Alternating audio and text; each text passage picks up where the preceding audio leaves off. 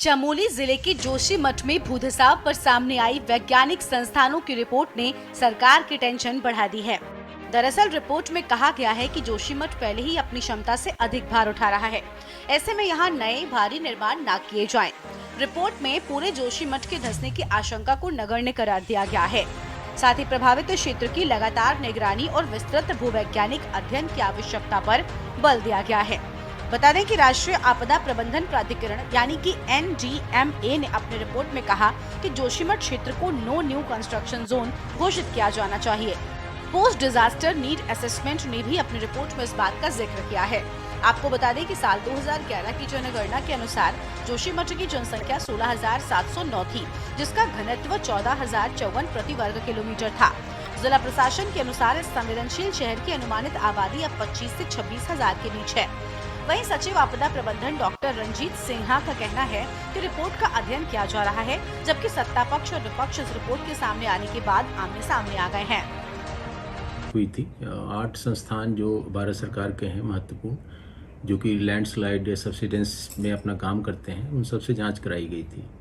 जांच के बाद जो रिपोर्ट आई उसका अध्ययन किया गया। अभी भी परीक्षण चल रहा है, अध्ययन चल रहा है, और उन अध्ययन में जो एक समरी जो उनका कंक्लूजन था उसके आधार पर ही हमारी PDA हुई थी, पोस्ट डिजास्टर नीड असेसमेंट, और उसकी रिपोर्ट भारत सरकार को प्रेषित की जा चुकी है। और ये सारी रिपोर्ट का उपयोग किया जाएगा जब हमारी DPR जो बन रही है वो, और इसका जब हम काम करेंगे जोशीमठ के स्टेबलाइजेशन के लिए, उसमें इनका उपयोग किया जाएगा।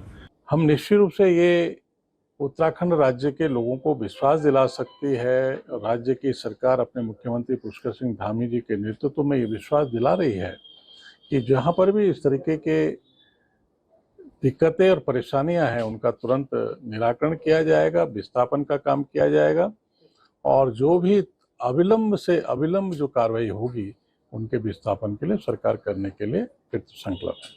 जोशीमठ का जो दर्द है, जोशीमठ की जो पीड़ा है, सरकार शुरू से ही उसको नहीं समझ रही। जोशीमठ के लोग लगातार धरना प्रदर्शन कर रहे थे, सरकार को जो है सुझाव दे रहे थे, सरकार उनको भी नहीं मान रही थी। और जो जियोलॉजिकल सर्वे की रिपोर्टें हैं, वाडिया भूगर्भ संस्थान की रिपोर्टें हैं, या इससे रिलेटेड जो अन्य रिपोर्टें हैं, वो भी अब सार्वजनिक हुई हैं, तो माननीय हाईकोर्ट के निर्देश पर हुई हैं। आप देखिए ना, सरकार की तो मंशा ही नहीं थी उनको सार्वजनिक करने की। सरकार जो है सच को छुपाना चाहती थी। रिपोर्ट में स्पष्ट तौर पर उल्लेख है कि चट्टानें खिसक रही हैं, तो आप समझ सकते हैं कि जोशीमठ में कभी भी देर से बेर बड़ी आपदा दुर्घटना हो सकती है। वहीं इस मामले में नैनीताल हाईकोर्ट में भी सुनवाई हुई है। कोर्ट ने जोशीमठ में हो रही लगातार भूधसाव को लेकर PC तिवारी की जनहित याचिका पर सुनवाई करते हुए कोर्ट की खंडपीठ ने याचिकाकर्ता व NTPC से ब्लास्टिंग व निर्माण की समस्या को लेकर NDMA को वहां जाने के निर्देश दिए। NDMA उस पर सुनवाई करके अपना सुझाव सरकार को देगी। सरकार उसको कोर्ट में पेश करे। मामले की सुनवाई के लिए 9 नवम्बर की तिथि नियत है। वहीं NTPC की तरफ से प्रार्थना पत्र देकर कहा गया है कि उन्हें जोशीमठ में निर्माण कार्य व ब्लास्ट करने की अनुमति दी जाए, क्योंकि उनकी परियोजना जोशीमठ से 15 किलोमीटर दूर है। इसका विरोध करते हुए याचिकाकर्ता ने कहा कि इनकी परियोजना 1.5 किलोमीटर दूर है, इसलिए उन्हें ब्लास्ट करने की अनुमति नहीं दी जा सकती, जिस पर कोर्ट ने दोनों से NDMA के पास जाने को कहा है।